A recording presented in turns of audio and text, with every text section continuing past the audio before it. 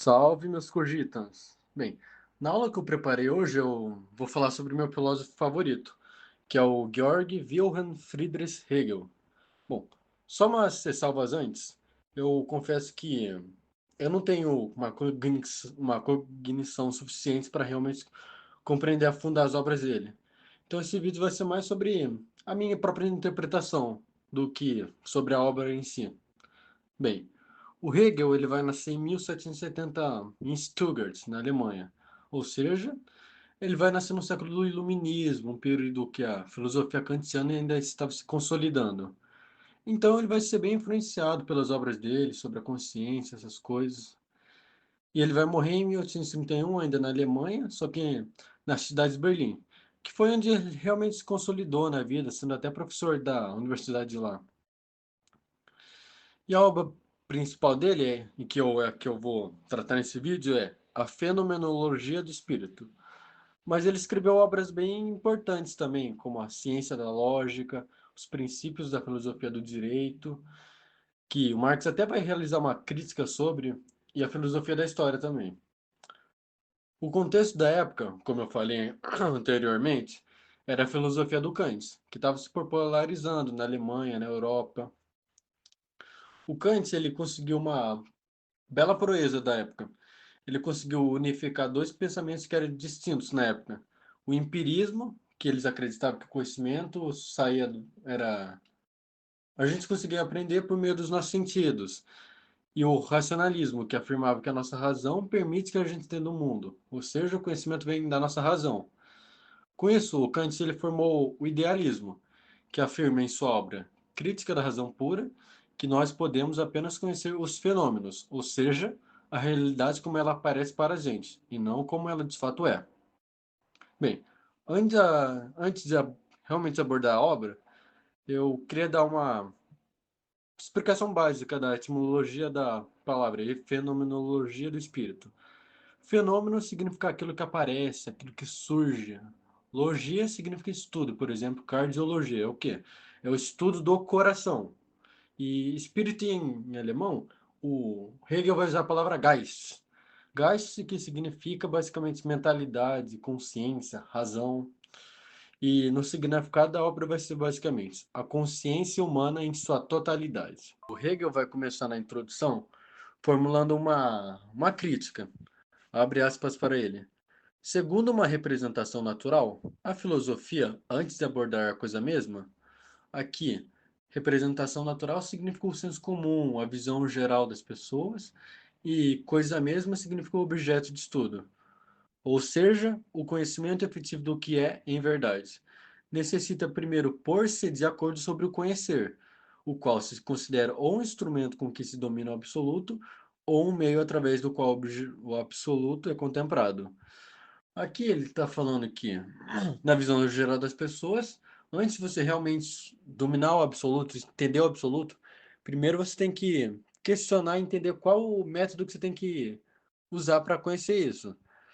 Só que é como se fosse uma coisa separada do absoluto. Tem o método que você vai usar e o absoluto, são coisas distintas. E Hegel vai criticar isso. Basicamente no slide como que é. Tem a realidade, tem o sujeito, tem o eu. Nessa tese que o Hegel está criticando, o eu seria separado da realidade, do absoluto. Enquanto o que ele defende é que o, o sujeito, o eu, pertence ao absoluto. E depois ele fala sobre que o método para conhecer o absoluto vai ser o motor dialético, que é onde que o espírito absoluto se revela. Sobre o motor dialético, realmente é um assunto bem complexo e o que as pessoas geralmente falam dele é uma interpretação que o pessoal teve depois da obra, mas não é o jeito que o Hegel fala. Mas para quem realmente não quer se afundar tanto na obra do Hegel, serve, que é o sistema tese, antítese, síntese. Bem, o que isso significa? Primeiro temos uma primeira tese que determina algo. Só que depois, essa tese vai ser negada pela antítese. E posteriormente, essa tese e essa antítese serão juntadas pela síntese. E depois, essa síntese será novamente negada e assim por diante. Surge a nova tese, é negada, junta. Com essa nova tese vai ser negada, junta. Negada, junta. Basicamente, existe uma coisa, ela vai sofrer suas contradições e essas contradições serão superadas. E provavelmente é bem difícil esse conceito mesmo de entender, então eu vou exemplificar bastante, colocar vários exemplos. Bem, o primeiro exemplo que eu vou mostrar é um exemplo bem bobo e que é, que é um dos mais usados, que existia antes do Estado moderno, tinha a monarquia absoluta, o absolutismo, o rei, o centro de tudo, ele que tomava todas as decisões. Só que essa tese vai sofrer suas contradições, vai ser negada com a antítese. Qual que é a antítese do absolutismo?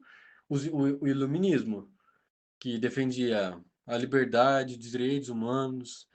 E então, com essas duas teses que se atacam, vai surgir a superação delas, que vai ser o Estado moderno. Voltando um pouco sobre o que eu falei, sobre o Kant ter unificado, é também um exemplo da dialética. Existia o racionalismo, que falava que o conhecimento era da razão, e o empirismo, que era o conhecimento que vinha dos sentidos. Kant, esses, essas duas correntes filosóficas eram contrárias. Então, Kant unificou. Tese, antítese foi sintetizada pelo Kant, que formou a nova síntese, que é o idealismo kantiano. Bem, também tem esse exemplo que o Hegel usa na fenomenologia, que é o exemplo da vida de uma planta. A planta inicia como? Inicia como uma semente, ela é determinada como uma semente, essa é a tese. Só que a natureza vai contradizer ela. E, posteriormente, a semente vai virar uma planta. Só que, posteriormente, ela vai ser negada de novo e vai virar o fruto. E depois desse fruto vai virar uma semente, que vai virar uma planta, e a dialética vai acontecendo. Ela é infinita. Tem esse exemplo que eu bolei uns meses atrás também, que é sobre o surgimento de uma pessoa transgênero. Primeiro, ela nasce com aquele sexo, ela é determinada com aquele sexo, só que mediante as experiências da vida, ela vai se percebendo como outro gênero. O sexo é a tese, essas experiências são a sua antítese. E a síntese é quando ela consegue se transformar, entre aspas, fazer a transição de gênero. Quando ela realmente alcança o que ela realmente é a síntese. Bem, esse também tem esse conceito aqui, e ele também aborda outro conceito do Hegel, que é sobre o reconhecimento. Bem, em si, para uma outra, parece bem confuso, e realmente é. Mas vou tentar te explicar. Em si é a consciência que não tem consciência de si. Por exemplo, uma pedra, um- uma planta, uma porta. E para si é uma consciência que se percebe no mundo. Aí, para uma outra, significa que, quando é em si para si, só vale realmente, uma consciência só realmente é válida se outra consciência valida ela, se outra reconhece ela. Bem, bem complexo, então vou tentar exemplificar. Por exemplo, ah, uma pessoa que inicialmente não pensa nada sobre si, em si, ela vai ser em si por causa disso. Aí, só que com o tempo ela percebe como ela é no mundo. Por exemplo, inteligente, eu sou inteligente. Mas do que adianta ela se entender como inteligente se ninguém considera ela inteligente? Então é meio que um, um elogio inválido. Que nem aí entra um para outra. Se outra pessoa me considera inteligente, então realmente sou inteligente. Se outras pessoas estão me considerando isso, fica mais válido. A consagração é mais valiosa quando é de outro. Porque é muito fácil se eu elogiar. Basicamente isso que o Hegel prega com essa importância do reconhecimento. Porque, porque o ser humano é um ser social também. Então, ele isoladamente não é nada. Ele só vale realmente quando no seu aglomerado, na sua comunidade.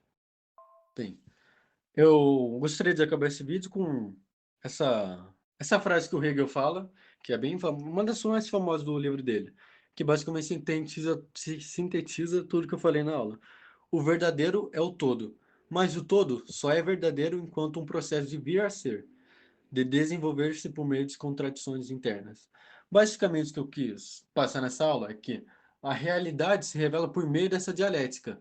É por meio da dialética que a gente alcança o espírito absoluto. Basicamente era isso a aula. Infelizmente não ficou o resultado que eu queria, mas foi o que eu tentei. Tentei me esforçar. E o conceito mais primordial, mais importante de Hegel é isso, é a dialética. Tu sabendo disso, dificilmente vai cair no vestibular, porque Hegel é mais complexo, mas sabendo a base, tu consegue acertar uma questão se tiver. Basicamente é isso. A evolução ocorre pelo meio da dialética, a história ocorre pelo meio da dialética. Existe uma coisa, essa coisa é negada, e com esse conflito surge a elevação. Inclusive, eu até esqueci de usar esse vídeo, a palavra, perdoe meu alemão, Aufhebung, que é a palavra que ele usa no alemão, que infelizmente essa palavra não existe no português, por causa que ela significa três coisas ao mesmo tempo: elevação, conservação e negação, que é basicamente o processo da dialética. Conservação seria, entre aspas, a tese, negação é a antítese, e elevação é a síntese. É uma. Basicamente é isso lá mesmo. Infelizmente eu não consegui extrair o melhor do livro, mas eu espero que tenha ficado razoavelmente bom. E espero que vocês tenham, pelo menos, conseguido entender. Muito obrigado.